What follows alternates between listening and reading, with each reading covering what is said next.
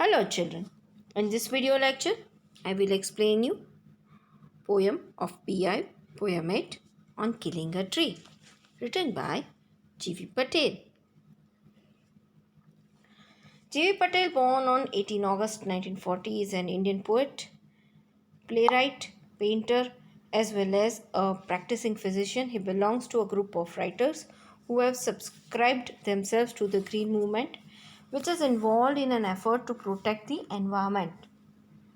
His poems speak of deep concerns for nature and expose man's cruelty to it. His works include poems How Do You Withstand, Body, and Mirroring. He has also written three plays titled Princess, Savaska, and Mr. Behram. This poem is very vague in its meaning. The tree has been used as a symbol, but it is not clear what it symbolizes. However, the poet seems to have taken it as a symbol of some evil that is deep rooted. The poet has described the tree as something which is deep rooted, evil, and destroyed forever. However, using the tree as a symbol of an unwanted evil is something very unusual.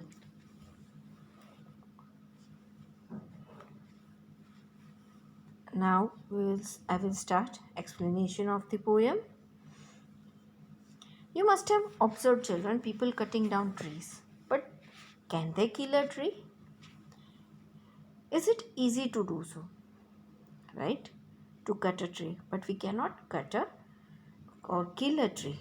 Now let's read the poem and find out what the poet says on killing a tree.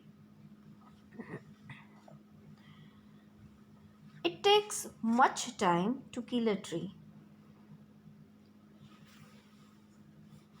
Not a simple jab of the knife will do it. Here in this stanza, the poet comments on the way a person cuts down a tree in order to serve his purpose. The poet says that it is not easy to cut down a tree because a simple jab of the knife is never enough to wipe out its existence. It has grown, slowly consuming the earth, rising out of it, feeding upon its crust. These lines means, children, a simple cut does not destroy a tree.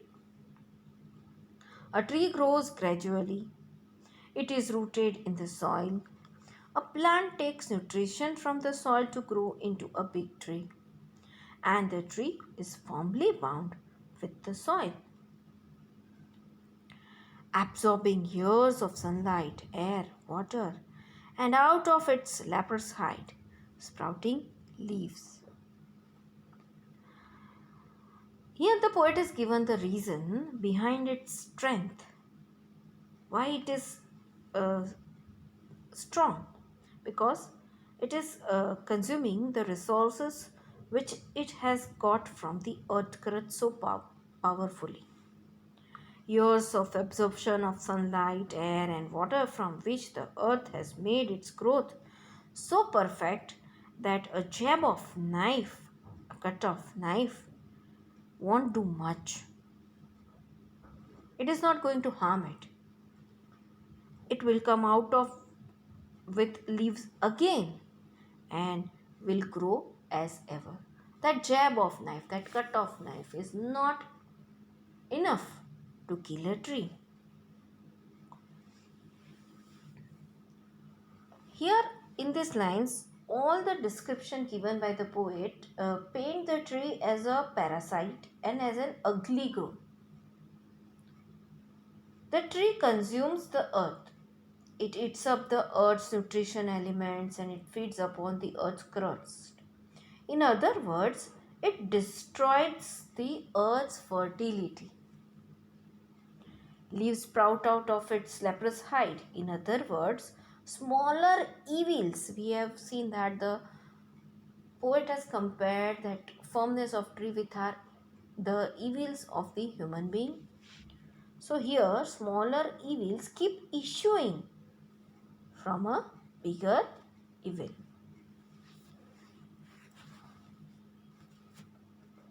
Now here in second stanza, let's understand what the poet wishes to say here. And children, you can see every slide I have given along with the lines, the meanings of it. So you have to go through that meanings also.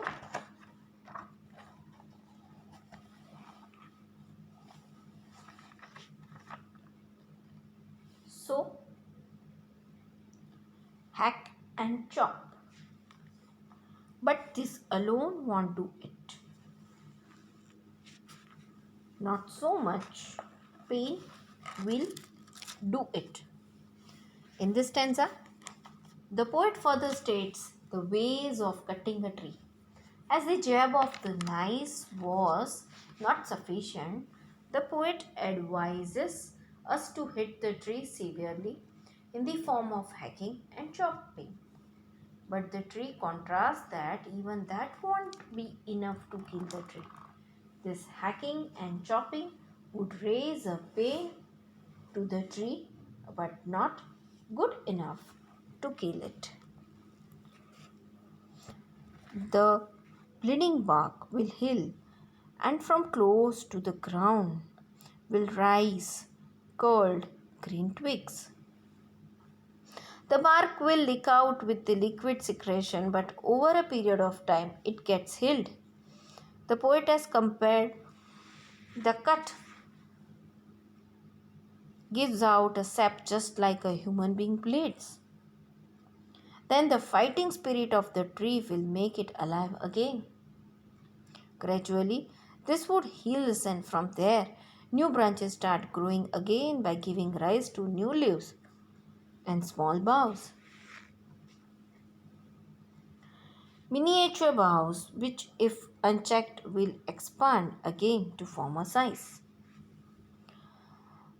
This will make the tree so glorious again, and that will acquire its former size. Therefore, it is not easy to cut or kill a tree.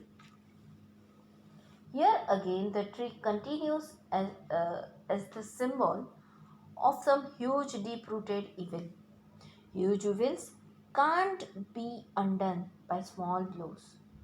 They will grow again and come to their former size.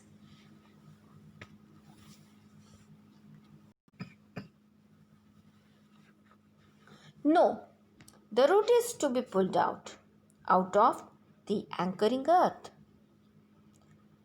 In the previous stanza, the poet has discussed the various ways of killing the tree. But still, the tree has managed to survive. So the poet came up with another idea. He says that the root needs to be pulled out of the earth where it has stocked its strength. It is to be roped, tied, and pulled out, snapped out, or pulled out entirely out from the earth cave. To do this, one needs to rope the roots, then pull out the whole mass outside. One has to separate the tree from the earth which supports it. The roots of the tree bind the tree with the soil in the pit of the earth. From there, the most sensitive and hidden part of the tree, the roots, have to be detached. When the roots are out of the earth cave, then the actual strength of the tree, that is the roots, are exposed to the sun or environment. And the strength of the tree exposed, the source, white and wet, the most sensitive, hidden for years inside the earth. The source of life of the tree, which is roots, is now exposed and out, and its roots matter is white and wet with absorption of water. It is now subjected to the outside world. This is the actual start of the death of the tree, as the life source of the tree, its roots are exposed. Thus, by using the tree as a symbol of a deep rooted evil, the poet explains that we can't end an evil until and unless its very source is found out and exposed and destroyed.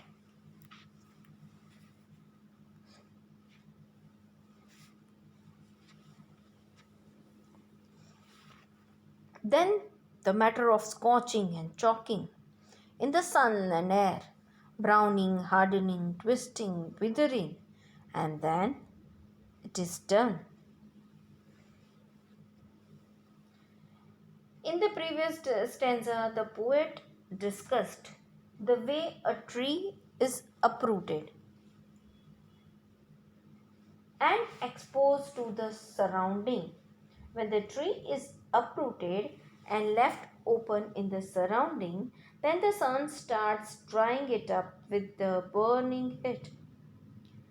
This intense heat makes the root of the tree getting chalked in the air and sunlight.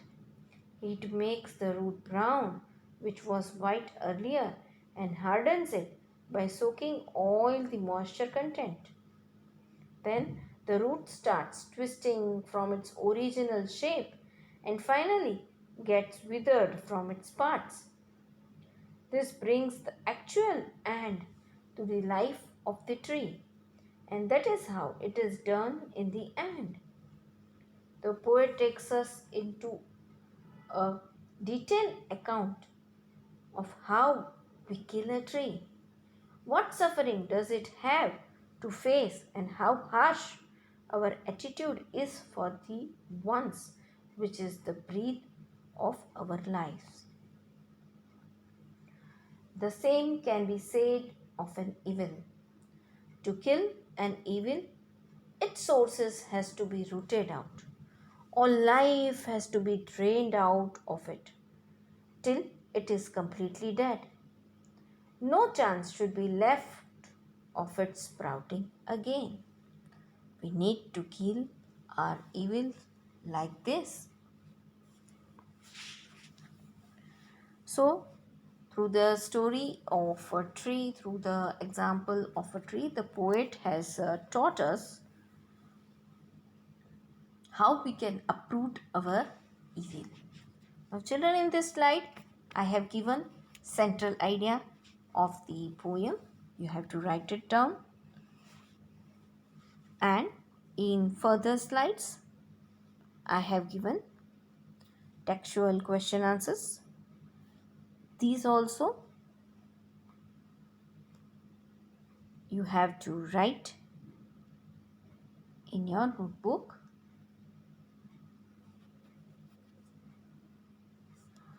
Children, here I have given one extra question. What is the theme that you have to write it to? And line-wise explanation of figures of speech I have given. You have to write this. You have to remember why that figures of speech in that line. It's defined, I have given in one line also. So go through it, revise it, and write it down. All these things in your notebook.